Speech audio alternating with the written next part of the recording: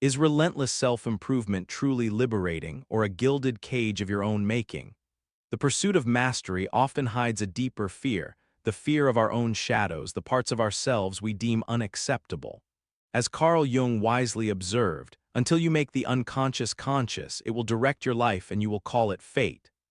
Are you ready to confront the darkness within, the hidden cost of perfection, to discover the true path to authentic self-mastery?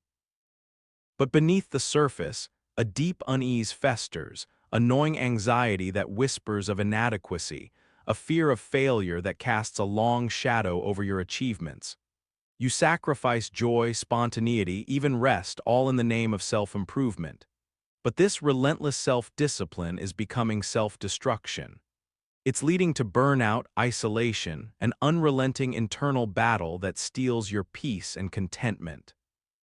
It might be past traumas, unmet needs, or feelings deemed unacceptable in your upbringing, now lurking in the unconscious, fueling anxieties and self-sabotage.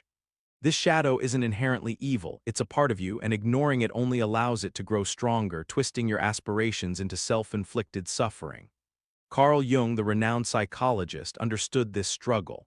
He famously said, "Until you make the unconscious conscious, it will direct your life and you will call it fate." It's about accepting your imperfections as integral parts of your unique and beautiful humanity. Failures are not the enemy, they are valuable teachers guiding you toward a deeper understanding of yourself. Those suppressed emotions, those unacceptable desires, they're not weaknesses, they're vital aspects of your experience, requiring understanding, not suppression. Self-mastery is not about eliminating these, but harmonizing them into a more complete and integrated self. You push harder, striving for that elusive ideal, but the exhaustion is relentless. The weight of expectation, self-imposed though it may be, is crushing. This isn't just ambition, it's a symptom.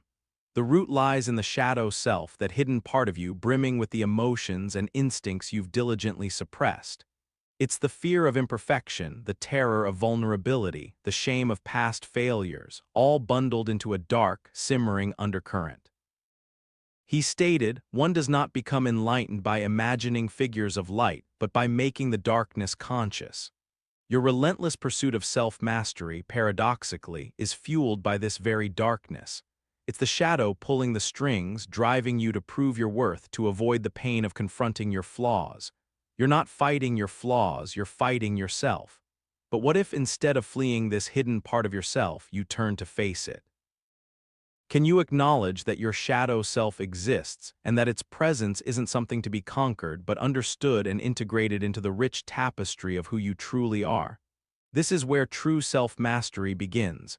You chase perfection, you strive for control, you push yourself relentlessly, believing this relentless self-improvement is the key to happiness.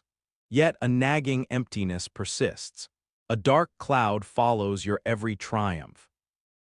This fear is the voice of your shadow self, that hidden unconscious part of you that holds the emotions, instincts, and desires you've diligently suppressed.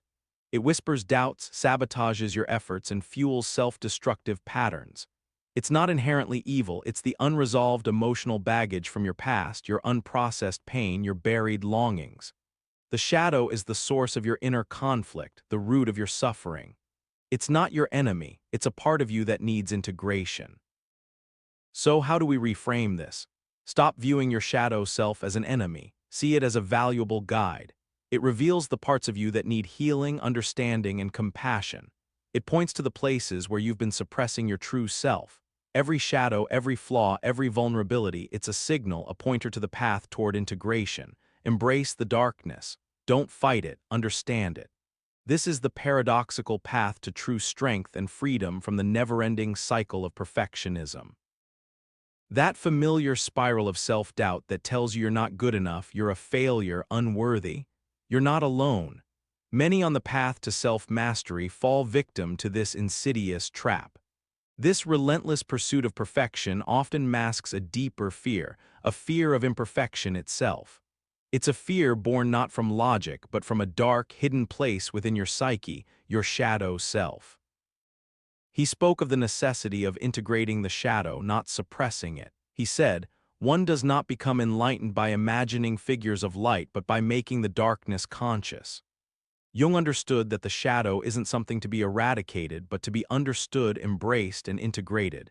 It's part of your complete self. Without it, you lack wholeness. So let's reframe the narrative. Failure isn't the opposite of success, it's a crucial stepping stone. What if, instead of viewing failure as a personal failing, you viewed it as a valuable teacher? What hidden lesson is waiting to be unveiled in your next perceived setback? What aspect of yourself has been craving recognition, yearning to be integrated? You're relentlessly pursuing self-improvement, pushing harder, striving for that elusive ideal. You beat yourself up over every perceived flaw, every missed goal, every moment of weakness. This fear originates from deep within the unconscious, a part of you that's been wounded, perhaps by past experiences, by harsh words, by unmet needs. It hides in the shadows of your psyche, fueling the negative self-talk and sabotaging your efforts toward self-acceptance. Carl Jung spoke of the shadow self, that hidden part of our personality containing our repressed emotions and instincts. This shadow isn't inherently malevolent, it's simply the unacknowledged, unintegrated parts of ourselves. Instead of beating yourself up for falling short, try this. Imagine you're offering kindness and understanding to a dear friend struggling with the same challenges. What would you say to them? Would you berate them? Or would you offer support, empathy, and understanding? Extend that same compassion to yourself. Acknowledge your imperfections not as failures but as opportunities for growth and learning. Practice self-compassion. It's not self-indulgence but a path towards emotional strength and resilience. You've meticulously crafted your routines, conquered your weaknesses, and meticulously controlled every aspect of your life. But beneath the polished surface, a nagging unease persists. A deep, unsettling feeling that something is still wrong. You feel a void, a disconnect despite all your achievements. That feeling of never quite being enough, the constant pressure to perform, the crippling fear of failure. It's exhausting, isn't it?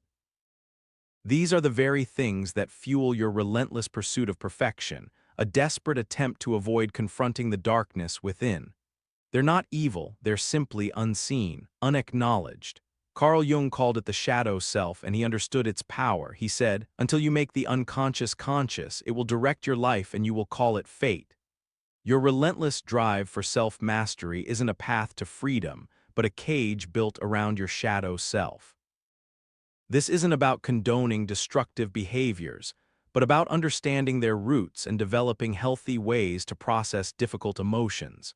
It's about acknowledging your darkness and welcoming it as an intrinsic part of who you are, not some separate enemy to be vanquished.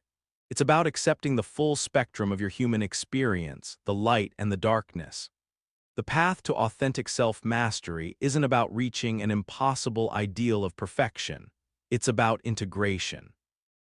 You've meticulously crafted a persona, a flawless exterior, hiding the cracks beneath.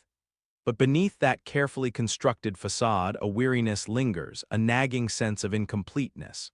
You feel isolated even amidst a crowd. The harder you push, the more elusive true connection feels. That constant striving, that relentless pursuit of control, it's masking a deeper fear. A fear of being seen, truly seen, for who you are, flaws, imperfections, and all. He spoke of the shadow self, that hidden part of our psyche containing the aspects of ourselves we repress, the emotions we deem unacceptable. He didn't see the shadow as inherently evil, but rather as a vital, albeit often unsettling, part of our wholeness. He challenged us to integrate the shadow, not suppress it, to acknowledge those darker aspects, understand their origins, and find healthy ways to express them. The act of vulnerability is a powerful expression of self-acceptance and creates a space for genuine connection with others, a connection far more fulfilling than any carefully crafted facade. It's a paradoxical truth. In embracing our weaknesses, we unearth our truest strength. So I ask you, what hidden vulnerabilities are you ready to explore? What fears are holding you back from embracing the liberating power of authenticity?